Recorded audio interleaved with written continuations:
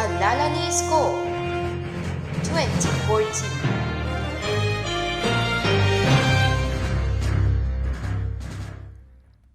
Magandang araw sa ating mga classmates, particular na sa ating mga ka-universe na nakikinig ngayong umaga. Kadalasan, kada Friday morning ng 10 a.m. ay ating sinasagawa ang Student YOUniverse kung saan pinag-uusapan natin ang mga trending topics and pop culture for the week. But for this week, we're focusing on issues that are closer to home dahil ito ang Student YOUniverse Halala ni Isko 2014 edition.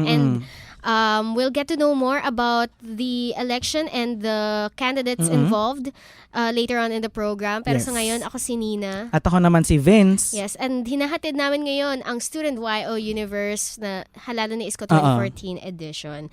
Okay, so isang background lang para sa ating special episode today. Ang Boses ng Estudyante Special Election Coverage ay isang annual special episode series ng buong Boses ng Estudyante From strip. Tuesday to Friday yan, di ba?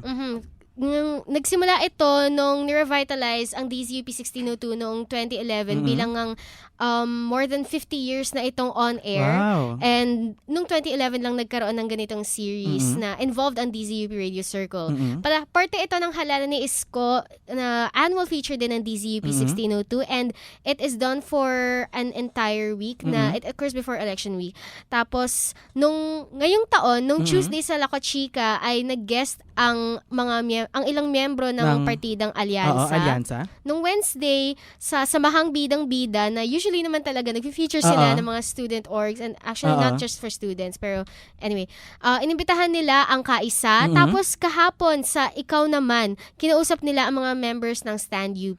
At ngayon para sa araw na ito sa Student YOUniverse ay makakasama natin ang ilang mga independent candidates. So, ano pa ang kailangan nating malaman tungkol sa eleksyon? So dahil nga ito ang ating special episode, ay syempre, ang mangyayari ay yung election, di ba, next week. Na mangyayari sa February 27, 2014, that's a Thursday, At wag nating kakalimutan ng ating mga Form 5 or ID, syempre, para makaboto tayo. Exercise our right to choose, exercise our right to vote, di ba? Dahil nga, ito nga naman ang ating universidad and yung sinasabi nila na ang college ay preparation for the real world. Pero I think it's unfair to call it a preparation lang kasi this is a place where real things happen to real people. So I treat this as an extension, not a preparation of the real world. Kaya mahalaga na hindi lang tayo nagpa-participate tungkol sa elections, kundi tayo rin ay informed. Kaya nga ginagawa ito ng Boses ng Estudyante every year para mas maintindihan at malaman natin ang mga advocacies at yung mga gustong ipatupad ng mga kandidato kung kahit saan pa man silang partido galing. Dahil ito ay parang sa tagline natin for the Boses ng Estudyante strip. As a whole. These are programs na gawa ng estudyante para sa mga estudyante. And hindi dahil may guests tayo ngayon and serious ang ating programming for today, ay hindi na tayo makikipag-usap sa ating mga ka-universe. Dahil syempre, para din naman sa mga ating classmates and ka-universe ang episode na ito. Kaya inimbitahan pa rin natin silang makipag-interact sa atin. Pwede kayo makapag-interact sa amin through through our cellphone number and pwede kayo mag-text ng text message sa DZUP mobile number.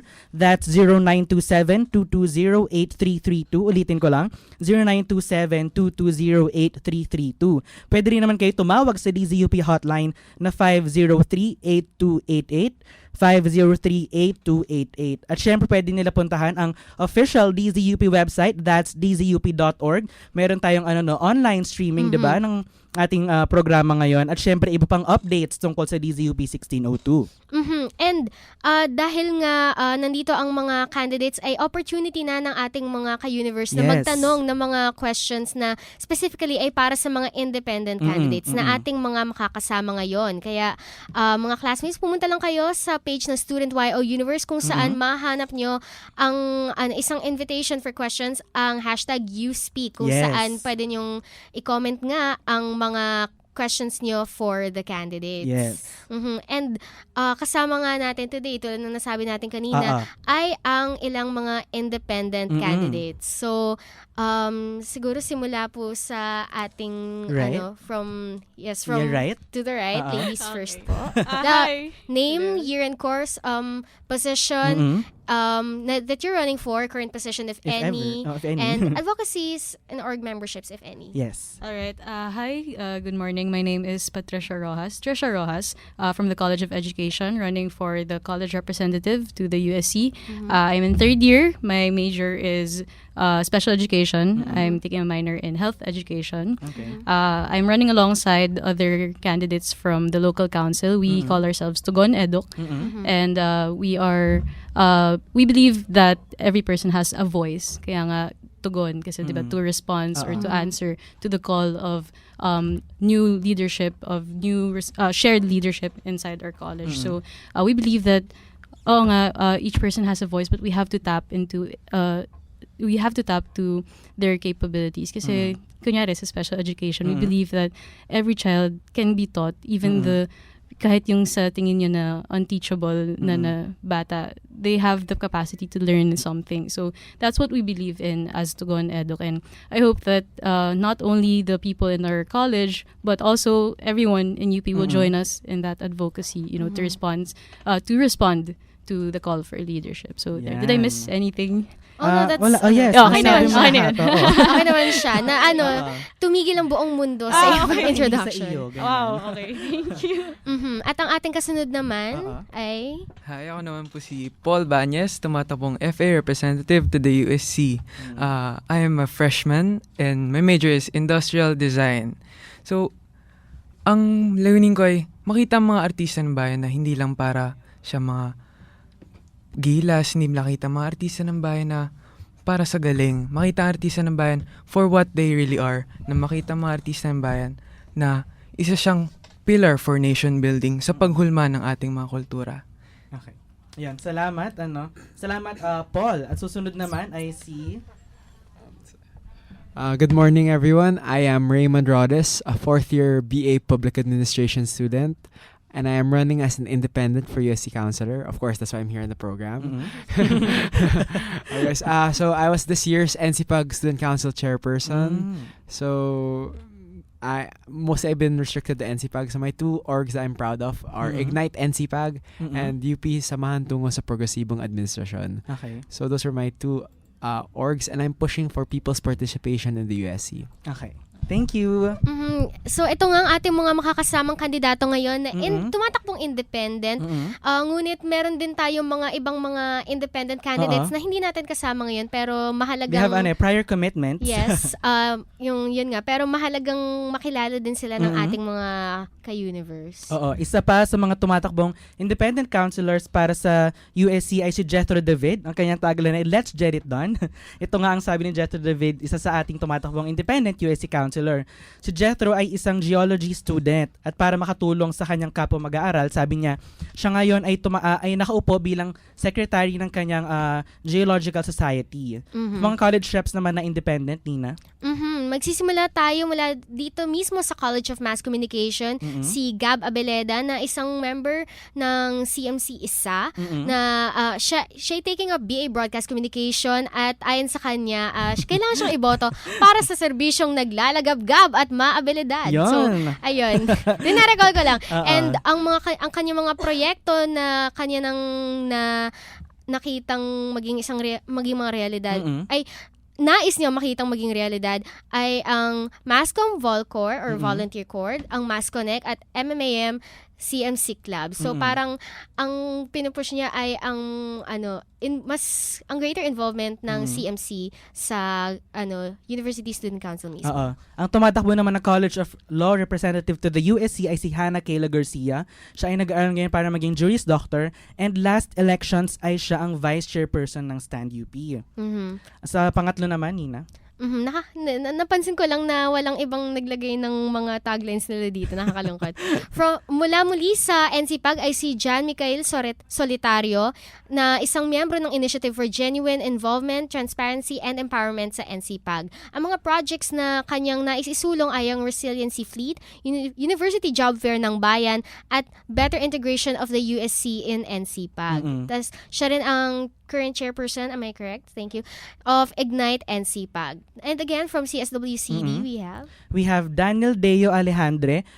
He is taking community development sa CSWCD, and he is the incumbent community development representative sa kanilang student council. So, ayan nga ang ating mga independent college representatives and counselors na nais maging miyembro ng University Student Council this year. And yung mga kasama natin ngayon, pinapaalala muli namin ay pwede nyo tanongin tungkol sa inyong mga concerns mga ka-Universe. Pwede nyo i-text yung mga tanong, pero syempre pakilala kayo para masabi namin kung sino kayong nagtanong. And specify nyo na rin kung gusto nyo itanong sa lahat ng candidates or kung may specific person. So ayan, pwede nyo i-text yan sa 0927-220-8332. Kung gusto nyo naman marinigan yung boses, tumawag kayo sa amin sa 503-8288 at on-air nyong masabi ang inyong tanong sa ating mga kasama ditong kandidato sa araw na ito. And again, ang Student YOUniverse ay may sarili ring invitation for questions para sa mga candidates. Ang hashtag YouSpeak. Ano ang mga gusto niyong tanong para sa independent candidates for the USC 2014 elections? Yes. So, mamaya ay sa pagbabalik natin ay mas lalo na nating makikilala ang mga kasama nating independent candidates ngayon. Pero sa ngayon, we will be taking a break at huwag kayong aalis dahil magbabalik ang Student YOUniverse. Halala ni Isko 2014. Ang DZUP 1602 ay kasapi ng KBP, kapisanan ng mga broadcaster ng Pilipinas. Sa DZUP 1602, kasali ka! Welcome back ating mga classmates dito sa Halala ni Isko 2014. Ngayong araw na ito, for Student YOUniverse, ay kasama natin ang mga independent candidates. Pero tayo rin kasama. Muntik na natin makalimutan mag-reintroduce ng sarili. Ako po si Nina. At ako naman si Vince. At ang kasama nating mga independent candidates ngayon ay sina Trisha Rojas from EDUC, si Paul Banyes from FA, and si Raymond Rodis from NCPAG. Yes. So, eto, syempre, this goes without saying, pero gusto naming malaman, bakit kayo kumakandidato? Let's start with you, Ms. Trisha. Alright. So, I'm in third year. So, for the past 2 years, I've been active in the council as Volcor. So, I've been asked before if I'm interested in running in the local council. But I said no because at that time, I believe that I can serve without position in the local council. Okay. But now, I saw the opportunity. I was asked by my current co-candidates in Tugon Eduk na would you like to run as our college representative? And I said yes kasi I believe that it was an open opportunity, and of course I'm in the perfect time because I realized that there's so many issues that the college has, and there are so many concerns that that popped out in the current past few years that I was in the college. So that's why I ran as college representative. Okay. Ngayon naman si Paul. Okay. Okay, I'm in first year. Kaya ako tumakbo kasi para sa akin, hindi sapat na maging isa kang magaling na estudyante lamang. Kung alam mong may kaya kang ibigay para sa bayan, ba't may pagkakait sa mga kapwa nating scholar ng bayan? Ngayon, kaya ako nagustuhan kong tumakbo dahil gusto ko mapakita na hindi mo makikita lamang sa freshman na tatakbo ka. Gusto ko mapakita na may kita ng mga tao na tayo mga artista ng bayan, hindi nasusukat sa edad, hindi nasusukat sa galing mo, nasusukat siya sa maturity ng utak mo, sa maturity ng pag-handle mo ng mga sitwasyon na kailangan para sa ating mga artista ng bayan, sa mga ating mga scholar ng bayan, ng UP. Okay, thank you, Paul. Ngayon naman ay si Raymond. Sige. I chose to run for the USC because actually for 2 years I've served in the local council, so I work closely with the USC. But then I always hear students sometimes complain that they don't always feel their USC. But instead of doing something about it and stepping up, most people just stay in that complaint stage. But I chose, if I really think that we can change the USC, then I have to offer and try to give students a new chance, a new choice. So, and there are a lot of projects I really want to push for. That's why I really want to share my GPOA, but later on. But I just want a more visible, more inviting, and more proactive USC. Yes. Simply put, that's why I just really want to push for changes in the USC. Yan. Thank you, Raymond. Ano? And so, syempre, yung nabanggit nyo nga yung mga gusto nyong mas mag-serve sa mga tao. Pero, let's get more particular. Ano yung mga mapipinpoint nyo na gusto nyong mga solusyon ng problema ng universidad? Pero mamaya na natin pag-uusapan yung mga concrete solutions mismo. So I guess we can start with Trisha. Okay, so sa Tugon Eduk, naniniwala kami na important yung voice nga, yung response. And so, ang problem kasi sa amin is student involvement. And so we have our tagline as Tugon Eduk is an eduk for eduk. So what does this mean? So yung eduk, we made an acronym for it. It's Empowered, Diverse, United Constituents. So we believe that, yun nga, as cheesy as it sounds, we have to overcome diversity because in the college, especially in eduk, we're all different, but we have to have direction because even if we're involved in our different organizations, we don't have a common goal. We're very project-based in our college, if you're familiar. So we want to put advocacies in the involvement of our students. So, so ano yun yung, okay, from one possible problem to the next, ano pang nakita mo, Paul? Bilang mga artista ng bayan, mapapakita namin na kami ay isang pillar of nation building, isang pillar na paghulmahan ng kultura ng ating bayan. Dahil doon, gusto namin mapakita na hindi lamang nasa loob ng college ang mga obra namin. Gusto namin mapakita na makilala kami as artista ng bayan. Makilala kami ng mga kapwa nating scholar ng bayan. At through doon, mapapakita natin na pag nagsimula tayo sa loob ng university natin, magagawa natin siya sa maliit na bagay at mapapalaki natin siya hand in hand. Mapapalaki natin siya sa paghulma ng kultura ng country natin, ng bansa natin as fellow Filipino people. Yeah, thank you, Paul. Okay, and for...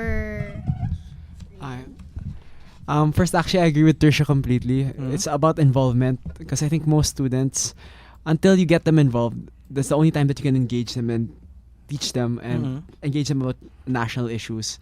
So first, the first step is to get them involved. Then after that, that's when we can educate them, give them critical awareness. Because, for example, it's hard to work with people if you don't really know who they are. So I want them to believe in their USC, to trust in their USC.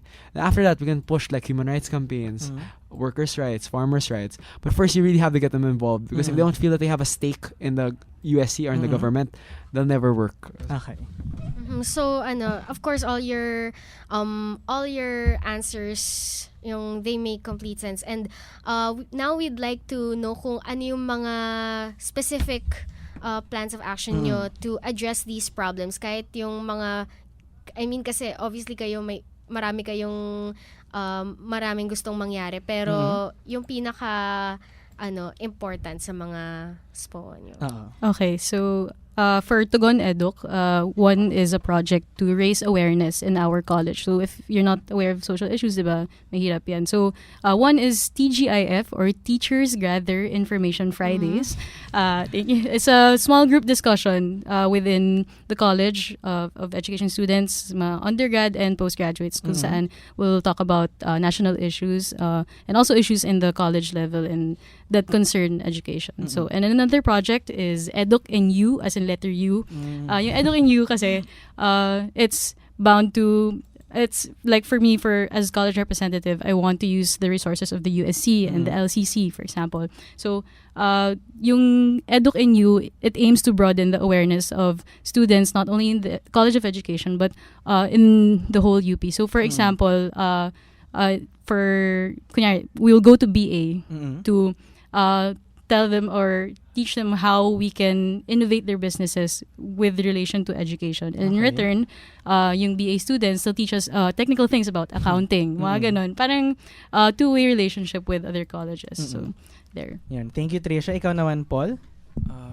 within our college kasi, nagkakaroon kami ng mga workshops tungkol sa mga drawing, sa mga ganun. Kasi, pero kung titingnan natin, hindi lang naman sa fine arts, sa mga artista ng bayan Meron tayong mga magagaling mag-drawing na napunta sa Econ. Meron tayong magagaling mag-drawing na napunta sa mga ibang colleges.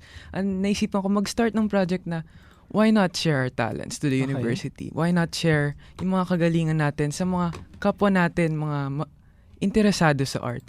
Pero may isa pa akong naisip na project at yun ay isang bagay na hindi ko nakita na nangyari sa fine arts. Isang bagay na para mapakinabangan natin mga artista ng bayan. Yun ay pagkaroon ng job fair sa loob ng FA. Kasi sa halos isang taon ko, parang wala pa akong narinig na nagkaroon ng job fair sa FA. Ngayon, pag isang artista ng bayan, yung fino-focus mo is tinitingnan mo kung gusto mo magkaroon ng ano kaya maging trabaho pag-graduate ko ng ng Bachelor of Fine Arts. Ngayon, pag nagkaroon tayo ng ganun, may ensure yung future natin. Hindi naman siya for commercialization. But para ma-ensure yung future natin, ma-ensure yung kung ano talaga yung lakbay na tatahakin natin sa buhay. Okay. Ngayon naman si Raymond para sabihin kanyang mga solusyon or plan of action pag siya ay nanalo. Okay, to resolve the issue of student involvement in the USC, actually I have 3 projects that I really want to forward. First, PPP, but this time it's a different acronym, Public People's Partnership. This way we involve all our students in all projects, whether it's UP Fair, gender forums, human rights campaigns. They'll be the heads, finance head, publicity head, logistics head. I'm really passionate about this because I want to get more students involved all the time. Secondly, I want Action USC. I want the USC office to be open all the time so students can come in and actually get to know the USC while they're studying, they're working. I think it's very important when you're in an organization or working together that you build esprit de corps or you like each other, at least have respect or rapport with one another. Lastly, I also want something I'm very also passionate about. What do you call this?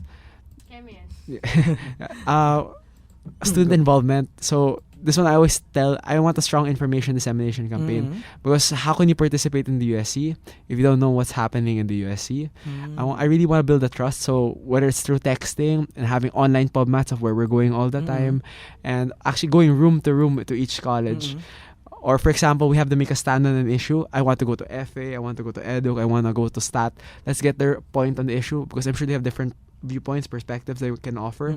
And then when we make it a stand in the USC, we can say again, 70% of EDUC was for this, 50% of FA was against this. So that way, when we debate it out, we have a well-informed stance by the students. Ayan. Okay, so thank you very much for your interesting insights and yung mga projects na syempre we're all looking forward na sana nga may pagkakataon kayong maipatupad ang mga ito. And later sa ating susunod na segment bilang kailangan nga muna natin magpahinga sandali ay narinig na natin ang kanilang mga platforms. Mamaya ay malalaman natin ang ilang mga bagay na mas personal ng onte. Hindi naman masyadong personal pero this breathe is also in, breathe out. Huwag kayo kabahan masyado. This is also a way of getting to know more about the way you think. Mga ganon, diba? So, again, sa mga classmates natin, kung kayo mismo ay may gustong mga itanong sa ating mga candidates, hindi porket personal questions sa susunod na segment, masyado ng personal yung tanong.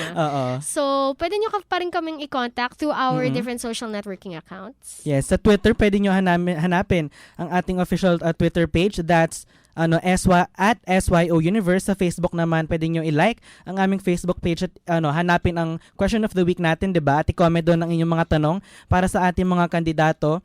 That's www.facebook.com/SYOUniverse. /StudentYOUniverse pala. That's for our Twitter. So, wag kayong aalis mga classmates dahil magbabalik ang Halala ni Isko 2014. Halala ni Isko 2014. DZUP 1602 ay kasapi ng KBP, kapisanan ng mga broadcaster ng Pilipinas. Sa DZUP 1602, kasali ka! Welcome back mga classmates dito sa Halala ni Isko Isko 2014. 2014. At katulad nga ng kanina pa, ay kasama pa rin natin ngayon ang mga independent candidates na running for positions sa University Student Council this year sa UP Diliman. Yes. Okay, muli ako si Nina. At ako naman si Vince. Hindi po kami yung mga Tumatakbo. candidates. Pinapaalala lang po namin na kami ang inyong mga kasama din ngayon. And from more pressing questions about yung mga plataforma and the nuances of running as a candidate, ito naman, mas kikilalanin natin on a more personal level ang ating mga guests. Yes. So, unang tanong na kanina pa natin sila pinupush dito actually Ang saya-saya. So, unang-una, and ngayon pa lang, sinasabi na namin na we'll start with you, Trisha. Ano ang iyong tagline at Okay. sino-sino ang nag-isip nito? Tapos, kung may second choices man, pero demo muna, syempre. Okay, so yung nag-isip ng tagline ko is yung kasama ko sa Tugon Edok. So ito na. Hindi siya seedling, hindi siya plant, tree siya. Trisha Rojas for college representative to the USC. Diba? Yun pala yun. Yun. I'd already come across your tagline. Yun pala yun. Okay. Yan, okay. Okay. Ayan, si Paul naman. Ang nag-isip naman ng tagline ko ay ang yung incumbent ngayon na FA rep. Dahil simpleng ABC lang yan.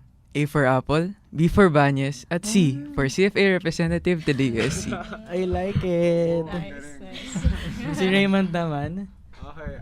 I thought about this with my friends actually. It was my friend from Socio, Corinne, who said it.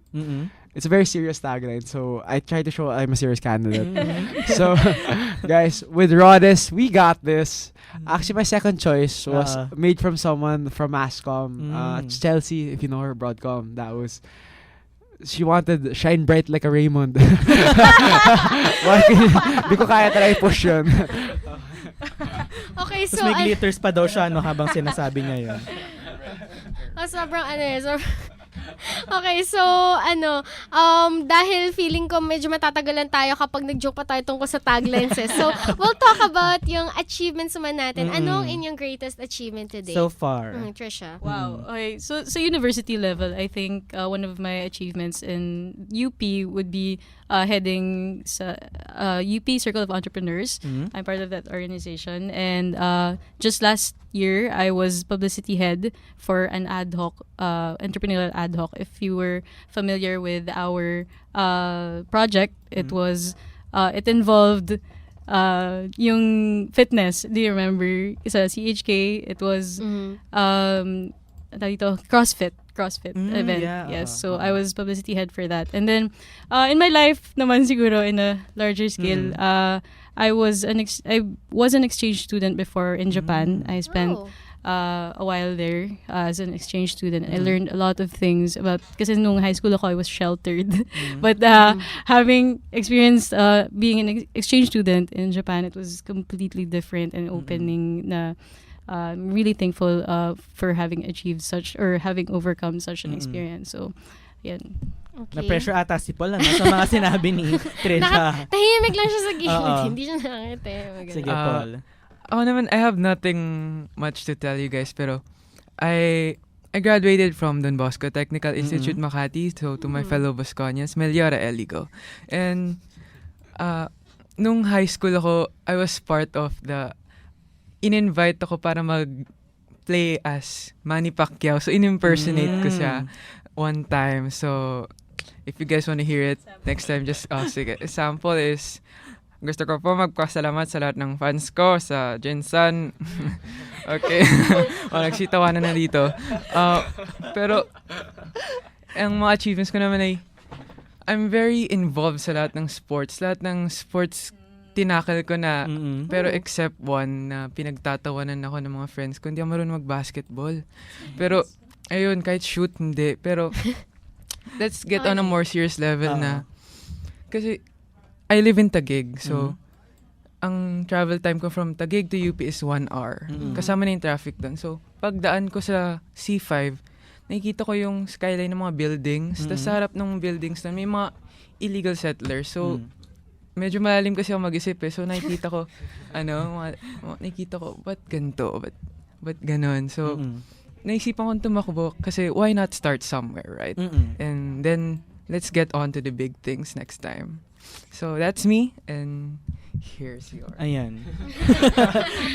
Ayan, si Raymond naman. Okay, my greatest achievement to date. Well, I'm a serious person, so I'm really a work person. So I prefer, I'd say my NCPAG Student Council chairpersonship. I think I was very lucky that I was given the honor to lead my college for a year. And actually, I was really glad because we were able to do so many things during our term. We were able to change the constitution. We were able to restart the NCPAG newspaper that was dead for 20 years. Okay. We had the first Philippine Good Governance Summit. So I hope you guys at least heard about it. We had a lot of big people there. And I don't know, but more than that, those are projects. It was really nice. We saw so many more people involved in NCPAG, and you heard NCPAG make more noise this year. So, ito na no, ang last question natin for now. We've talked about your achievements. Now, we will talk about your weaknesses. Yung other side naman. Bukod sa tagline, bukod sa second choice mo sa tagline na shine bright like a Raymond. Na parang weakness ba yun? Joke. Okay, so Trisha. Weakness, siguro for one, sabi ng mga tao sa akin na pag naglalakad daw ako, I have an aura na they can't approach me. So, I think, kasi ako, yun nga, may times na I'm in deep thought and I would, siguro yung face ko, it would contort in a way na mukha kong galit. So, I think, kasi as college rep, di ba dapat approachable kang tao. Yun. So, that's one thing I want to work on, yung mga facial expressions ko. Kaya, recently, during campaign, yung mga kasama ko sa Tugon Eduk, they're reminding me all the time, Trisha, mukha ka na naman mananapak, ganyan. Pero, okay lang naman. Other than, i-improve ko yung mga facial expressions ko siguro. Okay, Okay, for si Paul naman. Oh, I agree with Trisha kasi ganun din sinabi sa akin ng friend ko. Paul, sobrang seryoso mo naman. Nag-break ba kayo ng girlfriend mo?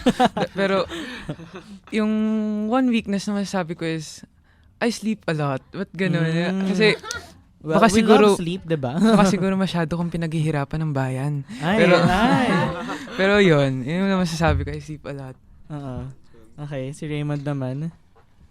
Okay, my weakness is sometimes I say yes too much. Sometimes I keep trying to multitask. Okay. Sometimes it becomes really hard. Because I think it's better actually if you focus on a few things but do it really well and give enough time for it.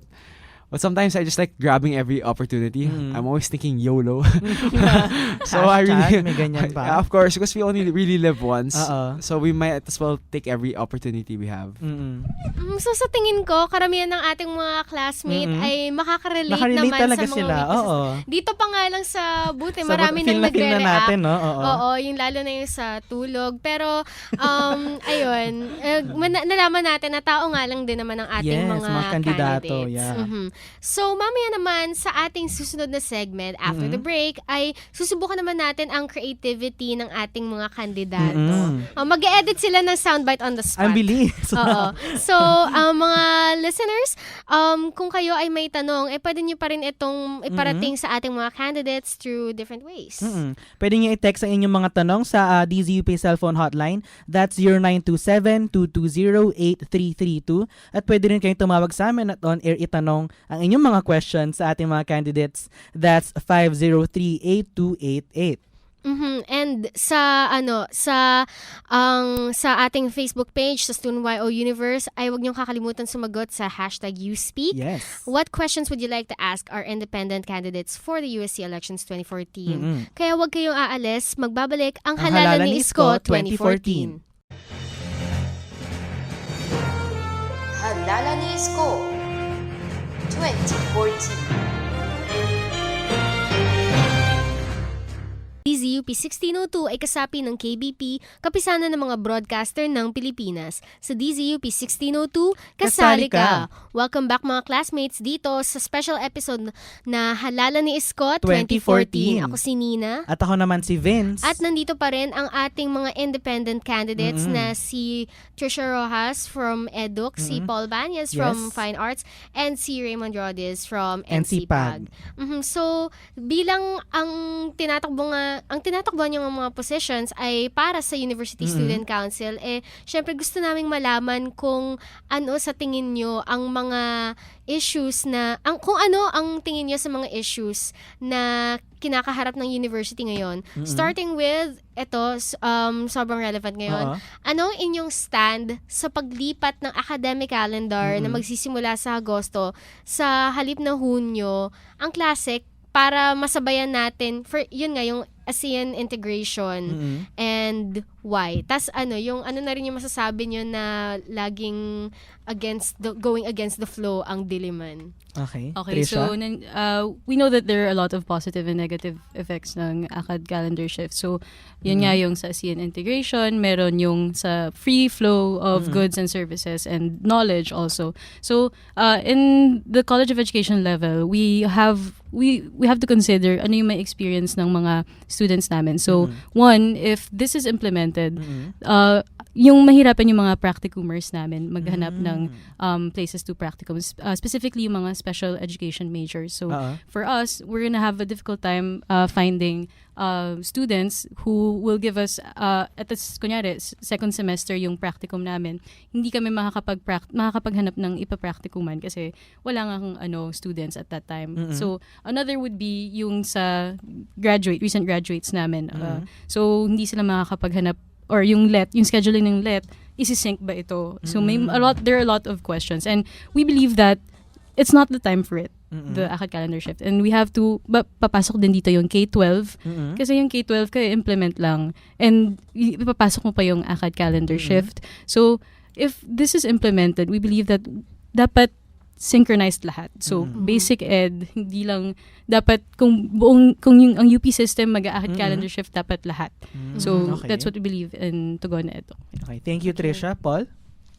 I believe that yung problema kasi sa ACAD calendar shift is, yung narinig ko is, iniiwas tayo sa mga storms, sa mga bagyo, sa mga ganun. Pero, kung titingnan natin, kailan mag-start ang classes sa August, right? August. Pero, sa September may pa rin may bagyo. So you're hitting two stones You're hitting basta. Pero matatamaan mong summer init ng panahon, tas matatamaan mo rin pa rin yung ulan. Oo. So ganun. Pero if this is us running for FA Rep, I want to promote culture, I want to promote unity as fine arts. Pero if this is the price we have to pay as unity dahil nga ASEAN integration, if this is the price we have to pay for unity, why not? Pero tama nga sabi ni na this is not the time for it. So that's my stand. Okay. That's my stand.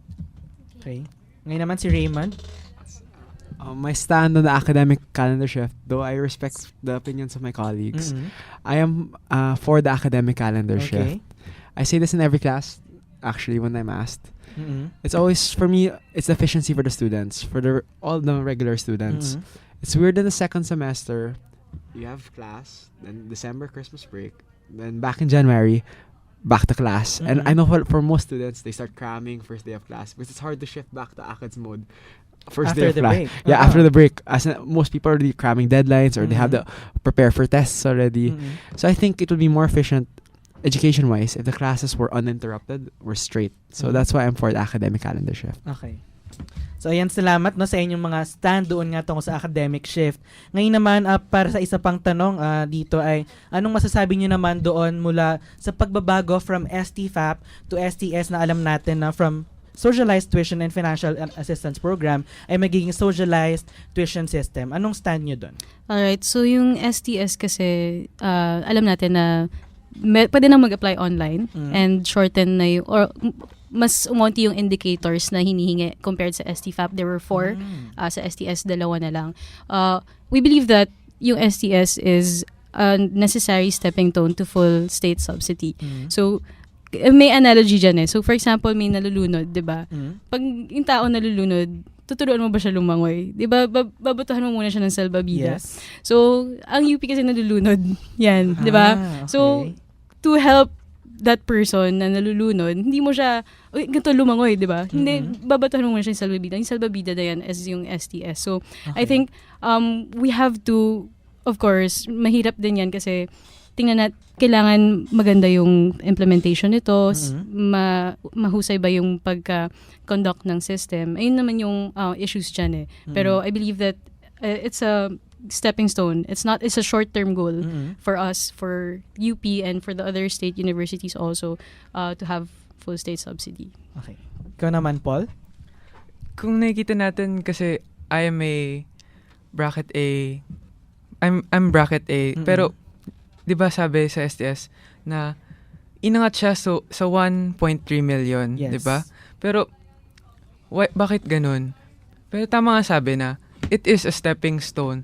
Kung ito yung kailangan nating pagdaanan for full state subsidy, why not? Pero kailangan muna nating tingnan, is it maganda ba yung magiging dulot nito? Maganda ba? As students, as scholar ng bayan, karapatan nating tingnan. Aralin natin, hindi lang tayo nakikinig, hindi lang tayo tumitingin, nakikialam sa mga kapwa nating scholar ng bayan. Aralin natin, is this good for us? Pero maganda siya dahil pwede siyang paraan para magkaroon tayo ng full state subsidy. That's my say on it. Okay. Si Raymond? My stand from STFAP to STS, actually they're both right. It's a very good stepping stone. Because obviously, they increase the 30%, the income ranges, there's less paperwork, it's more online, less bureaucratic. Yes. But actually, I think we still need more changes. For example, I never got why they don't consider the number of dependents people have. For example, a family of 10 or a family of 4, if they earn the same amount, obviously, they shouldn't still pay the same bracket because if you're supporting 10 people compared to supporting 4 people, it would be unfair. So we really should push for more changes to the STS, and we should ask, as they were saying, for more budget. Ayun. Salamat sa inyong mga stand, 'di ba, tungkol sa dito sa from STFAP to STS. And ito na ang pinakahuling gustong malaman, ang pinaka-pressing na question sa ating You Speak. Na nanggaling mismo sa ating mga listeners and mga supporters. Bakit nyo piniling tumakbo ng independent? Ayan. Yes. And what makes it different?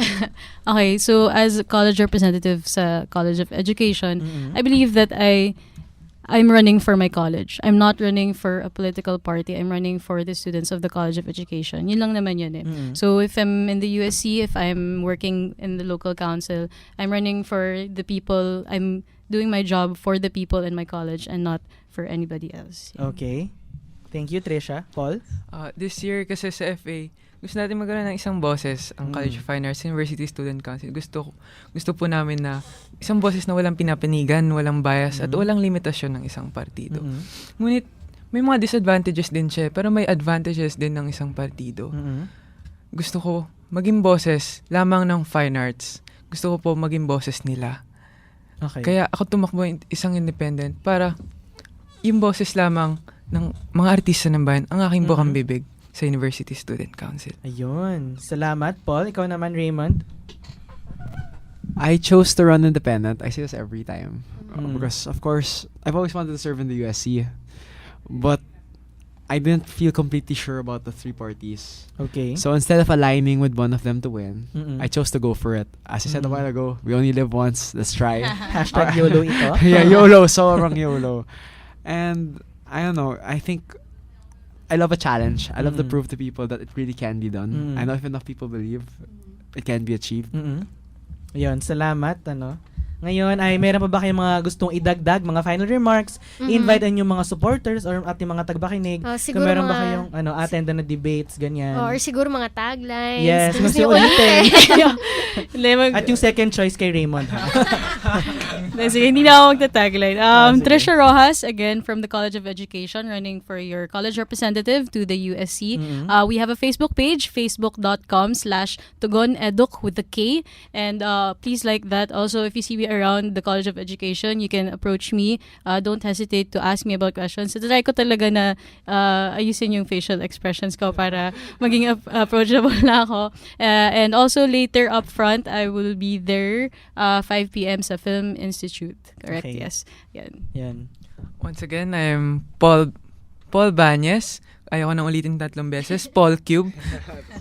For FA representative to the USC.